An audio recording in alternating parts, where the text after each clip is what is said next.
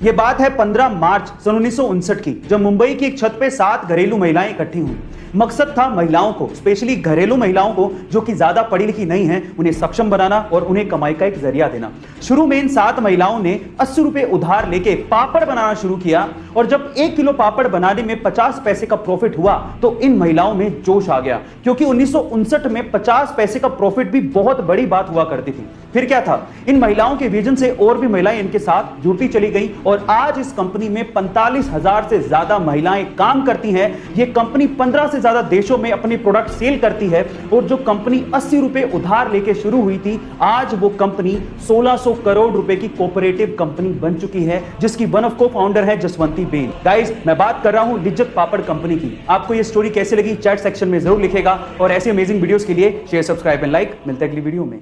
International space station space agencies के astronauts के अलावा अब प्राइवेट लोगों के लिए भी खुल चुका है और अगर आप इंटरनेशनल स्पेस स्टेशन जाके स्पेस के नजारों का मजा लूटना चाहते हैं तो आपको $55 मिलियन यानी कि 400 करोड़ रुपए का भुगतान करना पड़ेगा, जिसमें आप 8 दिन तक इंटरनेशनल स्पेस स्टेशन में रह सकते हैं। गाइस, पहली यात्रा जनवरी 2022 में स्पेसएक्स के रॉकेट के थ्रू प्राइवेट एस्ट्रोनॉट्स को करवाई जाएगी, जिसमें 3 लोग कनाडा के मार्क पेथी, अमेरिका के लैरी कॉर्नर और इजराइल के ईथन स्टेबे नासा के फॉर्मर एस्ट्रोनॉट माइकल लोपेज की अगुवाई में जाने वाले हैं और ये तीनों वेल्दी एंटरप्रेन्योर एंड इन्वेस्टर हैं। गाइस, क्या आप भी स्पेस स्टेशन जाके स्पेस का नजारा लेना चाहते हैं? चैट सेक्शन में जरूर लिखेगा और ऐसे अमेजिंग वीडियोस के लिए शेयर, सब्सक्राइब एंड लाइक। मिलता है अगली वीडियो में।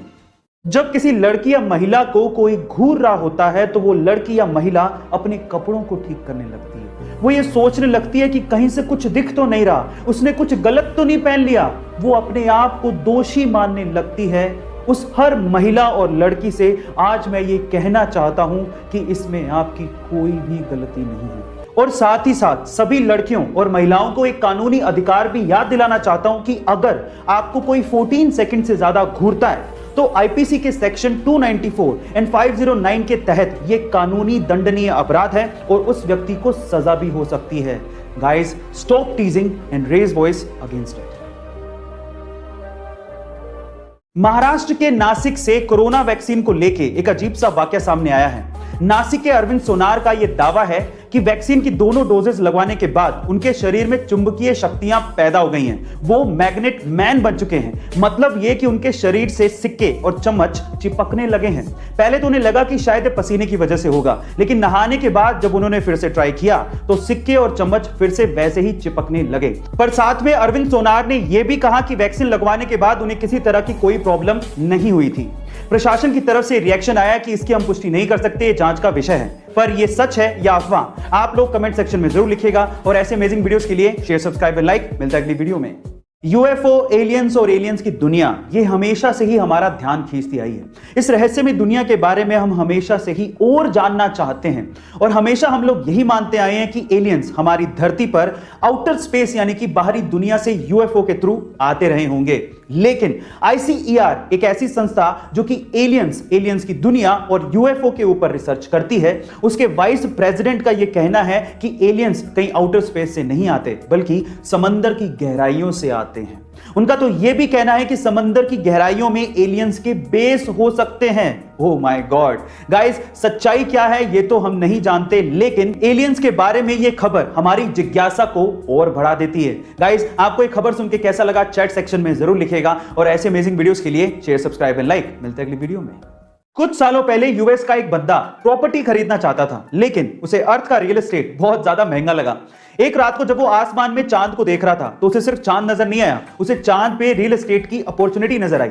एक्चुअली 1967 स्पेस एंटिटी जिस पे दुनिया के लगभग सभी देशों ने साइन किया है, उस पे ये लिखा हुआ है कि किसी भी देश या उसी सरकार का हमारे सोलर सिस्टम के सेलेस्टियल बॉडीज पे कोई अधिकार नहीं होगा, लेकिन उस पे किसी इंसान का जिक्र नहीं है। इसीलिए इस बंदे ने यूएन को एक लेटर लिखा और अपने आप को मून का ओनर घोषित कर दिया। वहां से कोई ऑब्जेक्शन आया नहीं तो इसने सोचा कि मुझे अप्रूवल मिल चुका है और तब से लेके आज 41 सालों तक वो और उसका बेटा क्रिस मून पे प्रॉपर्टीज सेल कर रहे हैं और वो लोग मून के 200 मिलियन एकड़ के मालिक हैं और वो भी 0 रुपए में। गाइस, अगर आपको मून पे प्रॉपर्टी खरीदनी है तो आपको इनसे कांटेक्ट करना पड़ेगा। आपको ये इंफॉर्मेशन कैसी लगी चैट सेक्शन में जरूर लिखेगा और ऐसे अमेजिंग वीडियोस के लिए शेयर, सब्सक्राइब एंड लाइक। मिलते हैं अगली वीडियो में।